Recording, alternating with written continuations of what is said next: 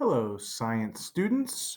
Welcome to today's lesson about the Earth, Sun, and Moon.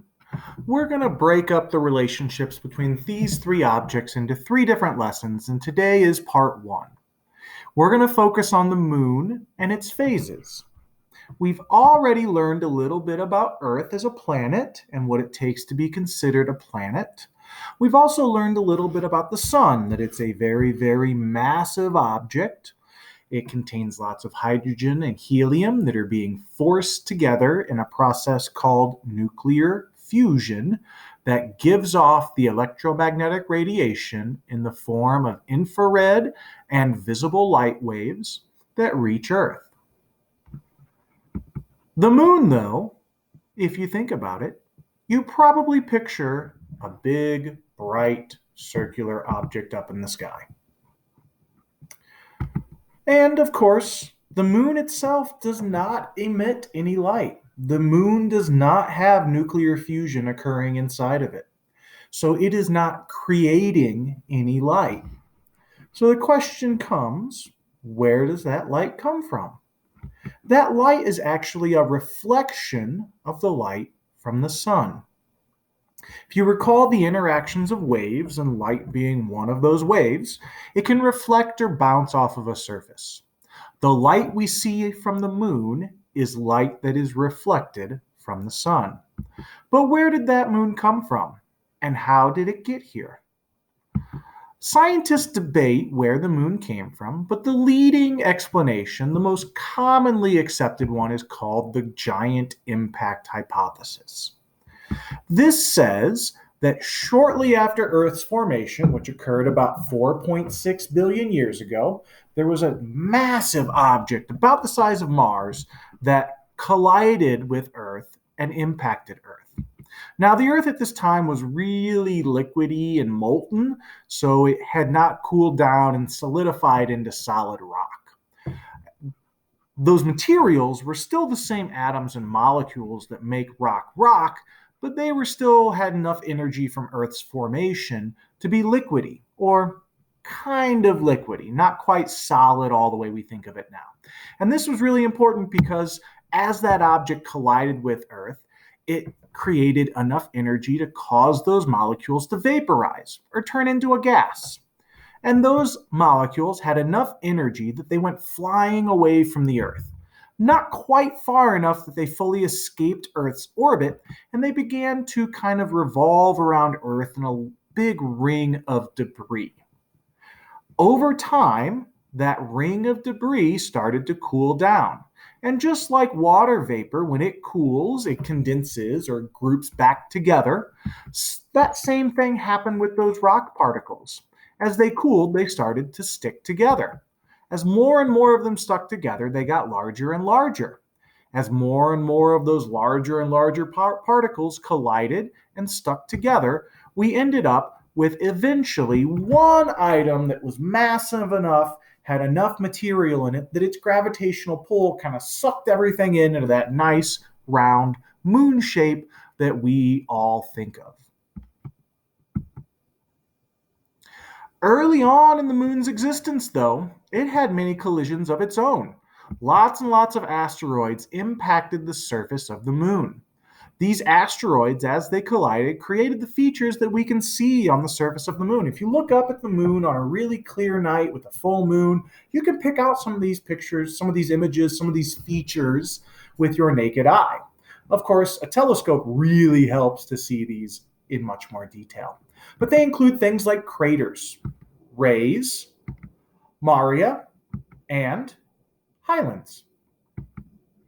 The craters are the little dents in the surface from different impacts. If an impact's large enough, it can scatter large amounts of debris out from that impact area, and you end up with those lines or streaks away from a crater. Those are called rays. Now, if the impacts are really large, they can kind of raise some sections up. And that's how they believe that the areas called the highlands were formed. They're kind of an elevated section. And then the maria are the regions of those darker materials that don't quite look as bright on the moon's surface. And this is because early on, The moon was molten at times, and they had some large lava flows that cooled on its surface. Those lava flows left behind different materials, and that gives them that darker appearance in those areas of Maria. As we look at the moon, though, we know that it revolves around the Earth, but our view of the moon never changes. We always see the same features or the same section of the moon. So it raises the question, while it revolves around the Earth, is it stationary? If you look closely at these pictures, you can see that we really only see about half of the features on the moon. And those same features stay visible at all times. Those same areas of Maria you can see in all four different images there. And they're just kind of slightly twisted around a little bit. We don't get a good view 360 degrees all the way around the moon. We see the same picture at all times. So that raises that question. Does the moon rotate while it revolves around the Earth? To figure this out, scientists had to create some models. They started with a model that showed what it would look like if it didn't rotate. So if it just revolved and the moon stayed stationary, would we actually see the same view all the time? In this animation, you can see that the red dot remains pointing up the whole way around. So it is not rotating. This is an example of zero rotation. And if you look at it, at what section is pointed towards the Earth, because our view of the moon is only that side that's closest to the Earth, you can see that at different points, we get different sections of the moon pointing at the Earth. Here, that right side, the top, the left side, and the bottom are all visible. So if the moon does not rotate, would we see the same view all the time? No. We'd see different views if it did not rotate. So then what is going on? How come we see the same appearance all the time? Well, the moon is rotating as it revolves, but they happen to be equal. The moon makes one full rotation at the same speed and over the same time period it takes to make one full revolution. So the moon's period of rotation and its period of revolution are both the same length of time, 23.7 days here on Earth, or Earth days. We see only one side of the moon because as it rotates, one full rotation during its revolution, that same spot ends up facing the Earth the entire time. You can see in this diagram that they've got kind of a little smiley face pointing towards the Earth, a little person standing on Earth looking at the moon. And you can see that that smiley face is actually turning or rotating. But it just so happens that it's at the same speed and the same interval as its revolution. So when those two are equal, it looks the same no matter what point in its revolution. Some things about the moon hold true, just like they do on Earth. The Earth only has one side of it in the sunlight at any one point in time. If the side of the Earth that you're on is facing the sun's out and we have daylight. If you're on the side of the Earth that is away from the sun is gone and it's nighttime. The same is true on the moon. As the moon revolves around the Earth, there's only part of that illuminated section, only part of that half that's in the sunlight is visible to us. We only see the closest side to us, and the part that's in the sunlight isn't always the closest to Earth, or the one that's pointed towards Earth. And this creates what we call the phases. Here you can see that only half of the Earth and half of the moon are ever in the sunlight. This portion of the moon that reflects light, as we see it, is called a phase. And notice that's your first key vocabulary term. You'll want to write that down. A phase is the portion of the moon that's reflecting light that we see from Earth. different phases of the moon appear differently. We see different parts of the moon during its different phases. As more and more of that illuminated half of the moon becomes visible from our point of view, we say that the moon is waxing. Waxing is another one of those key vocabulary terms, and it is used to describe the sections of the Earth's phases where it is growing larger. So it's the phases of the moon when more of the near side becomes illuminated.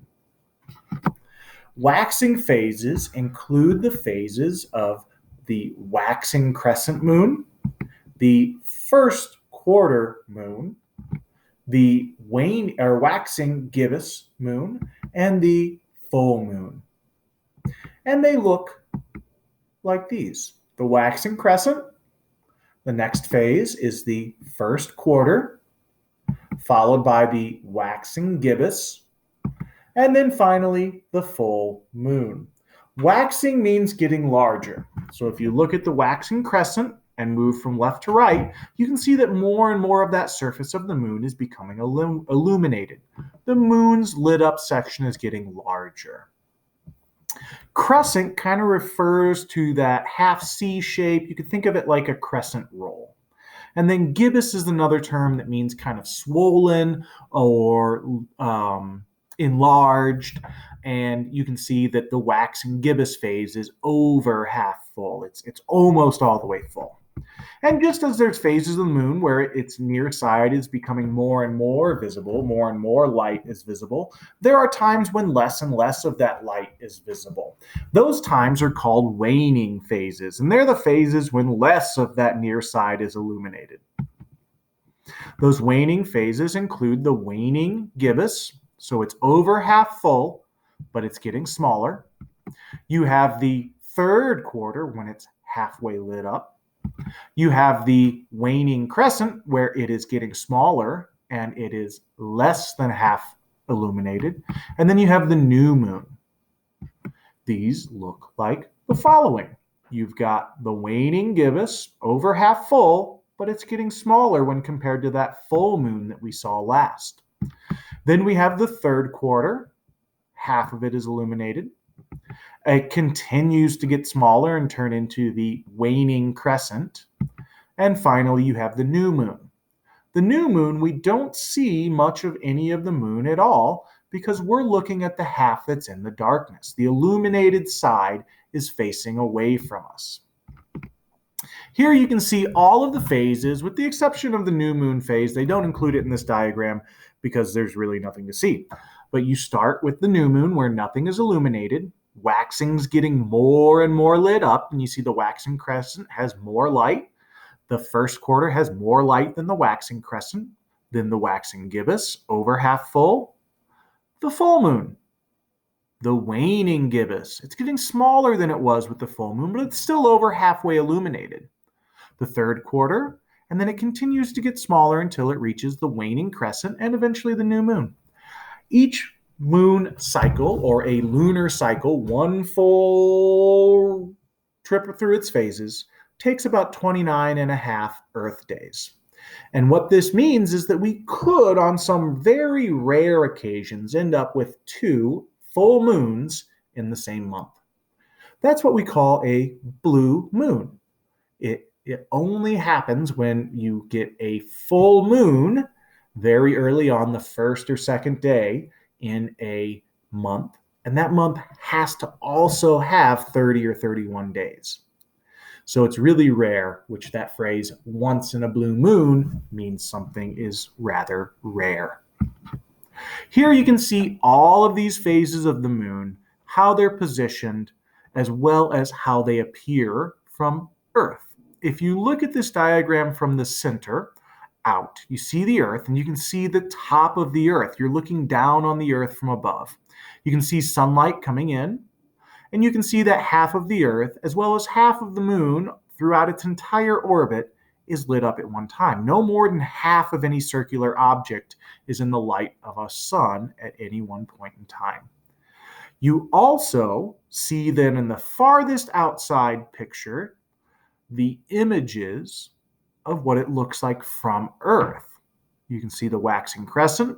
As it gets larger and continues to wax, it turns into the first quarter, then the waxing gibbous in full. Waning gibbous, it starts to shrink from the full moon, last quarter or third quarter, and then waning crescent. I hope you enjoyed today's lesson about the moon and its phases. Have a wonderful day.